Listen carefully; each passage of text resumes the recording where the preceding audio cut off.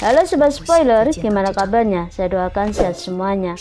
Untuk melepas lelah, mari kita simak saja alur cerita film.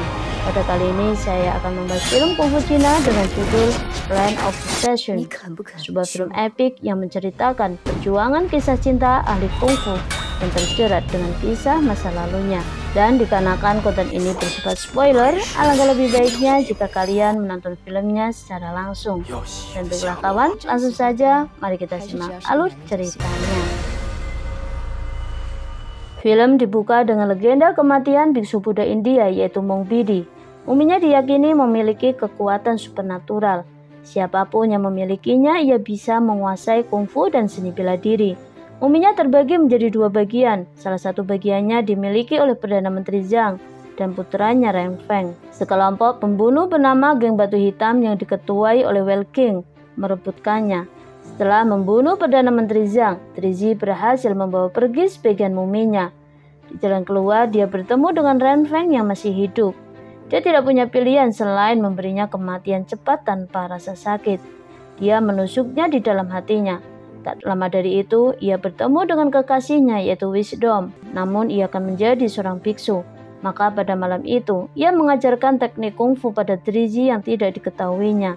Karena ia tahu persis kungfu Trizi masih tidak dapat melindungi dirinya. Ia juga meminta pada Trizi untuk meninggalkan dunianya yang kejam dan berharap ia akan menyerahkan sisa mumi itu pada gurunya. Pada latihan terakhirnya, Wisdom membiarkan Trizi membunuhnya. Trizi telah berhasil menyerap teknik bela dirinya. Kematian Wisdom membuatnya merasa sangat bersalah. Hal ini membuat Trizi ingin meninggalkan kehidupan lamanya. Di lain tempat, setelah menghilangnya Trizi bersama sebagian muminya, ketua geng Batu Hitam menggerakkan anak buahnya untuk membunuh Trizi dengan imbalan 50.000 tel emas. Dan pada siangnya, keberadaan Trizi telah tercium oleh beberapa kawanan yang menginginkan imbalan besar tersebut. Maka mereka menyerang saat Trizi berjalan di siang hari.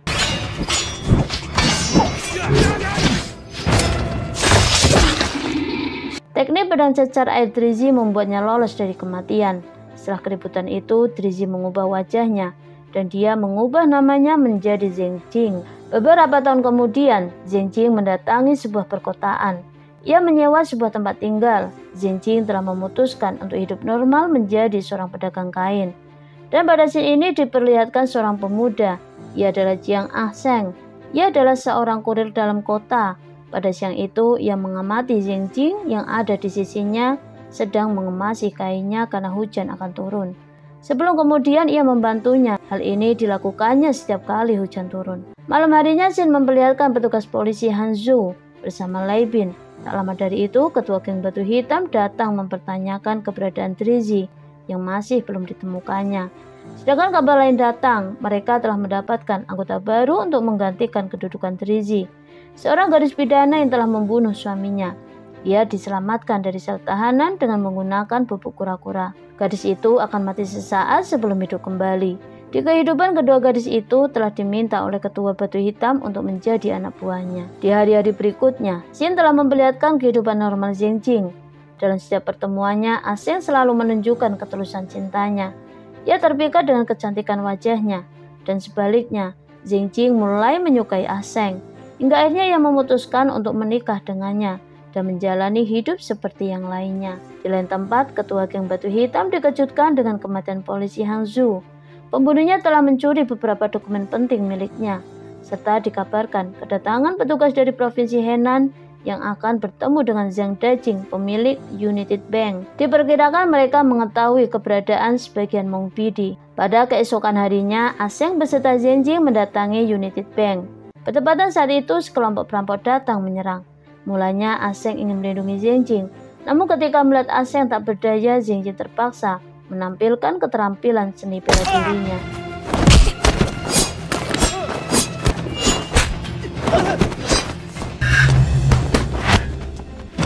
Setelah keributan itu, Wei King mendapat kabar tentang serangan perempuan dengan kungfunya yang tinggi. Dan berdasarkan gaya bertarung, Wei King mengidentifikasi bahwa perempuan itu adalah Trizi. Wei King memutuskan untuk kembali mengumpulkan mereka. Si penyihir yang melihat kode cahaya mulai berangkat. Lai Bin yang telah menjalani hidup dengan keluarganya juga berangkat dengan niatan untuk terakhir kalinya. Tak ketinggalan Turquoise yang sedang melacur meninggalkan laki-laki hidung belangnya. Sedangkan Zheng Jing mendapatkan sebuah tanda kedatangan mereka. Maka malam harinya ia sengaja membius suaminya dengan lilin yang dinyalakannya untuk menyambut kedatangan mereka. Pada pertemuan itu, setelah mereka yakin yang dihadapannya adalah Drizi, maka mereka membuat kesepakatan. Zheng Jing menyetujui permintaan Welking untuk memberikan sebagian tubuh Mong Bidi yang disembunyikannya dan membantu mereka menemukan separuh lainnya juga. Sebagai imbalannya, dia ingin dibiarkan sendiri untuk hidup damai bersama suaminya. Di malam berikutnya, penyihir dan Zheng Jing telah datang mengawasi sebuah pertemuan. Zheng Jing membawa sebagian tubuh Mong Bidi yang disimpannya. Sedangkan di ruangan itu, Jin memperlihatkan sebuah pertemuan Jiang Dajing, pengusaha kaya yang lumpuh dengan beberapa serikat untuk pertukaran mumi Mong Bidi dengan sekeping emas.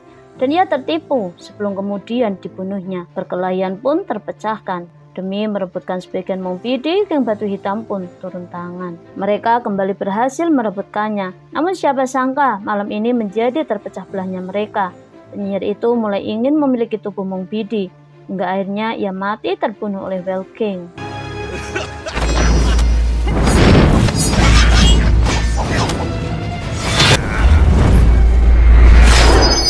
Sedangkan Zheng Jing ia menyerahkan mayatnya dan ingin mengakhiri hubungan ini demi suaminya.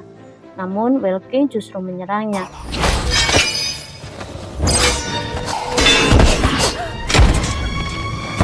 Zheng Jing berhasil melarikan diri. Setelah perebutan jasad Mong Bidi, Welking berhasil menyatukannya menjadi bentuk yang utuh. Sedangkan di jauh sana, sampainya Zheng Jing di rumahnya, Aseng masih menunggunya. Di akhir pertahanannya, Zheng Jing menyampaikan beberapa pesan untuk suaminya agar mencari perlindungan sebelum ia tak sadarkan diri. Dan pada scene inilah diperlihatkan siapa sejatinya Aseng. Ia kembali mengambil pedang yang disimpannya. Saat itu bertepatan dengan kedatangan Welking beserta dua lainnya yang menginginkan kematian Zheng Jing.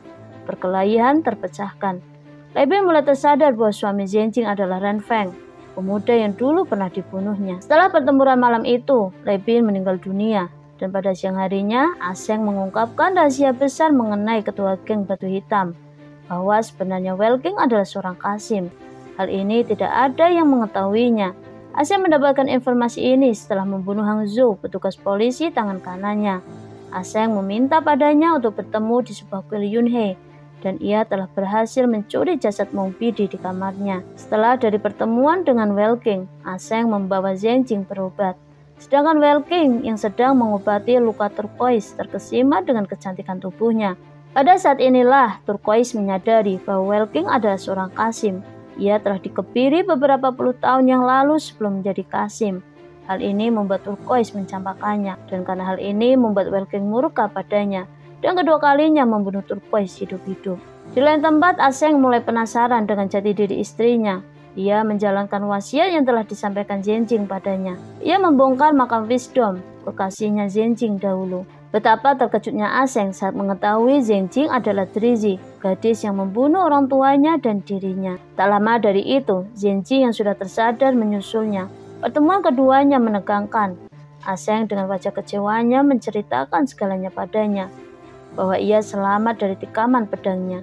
Ia dibawa oleh seseorang dan diobatinya. Sama halnya dengan Drizi, Ren Feng juga meminta untuk mengubah wajahnya. Saat Aseng ingin menguskan pedang padanya, ia tak mampu memaksa dirinya. Dia tampak sangat mencintainya. Dia memintanya untuk pergi. Pada saat inilah Zheng Jing memberikan perlawanan. Welking menuju ke kuil untuk menghadapi Aseng, tapi dia melihat Aseng terbaring mati. Jelas sekali Aseng belum mati. Zheng Jing telah menggunakan bubuk kura-kura untuk membuatnya tampak mati. Dia ingin Aseng menyaksikan dirinya membalaskan dendam keluarganya dengan memberikan nyawanya jika perlu. Zheng Jing dan Welking mulai bertarung.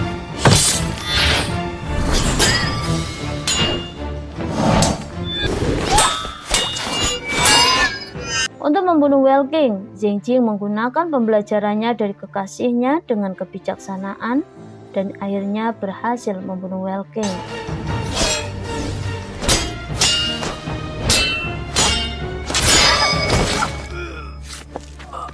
Tak lama dari itu, Zheng Jing tak sadarkan diri. Hingga pagi datang, ketika Aseng terbangun, dia mendekati Zheng Jing berharap dia masih hidup.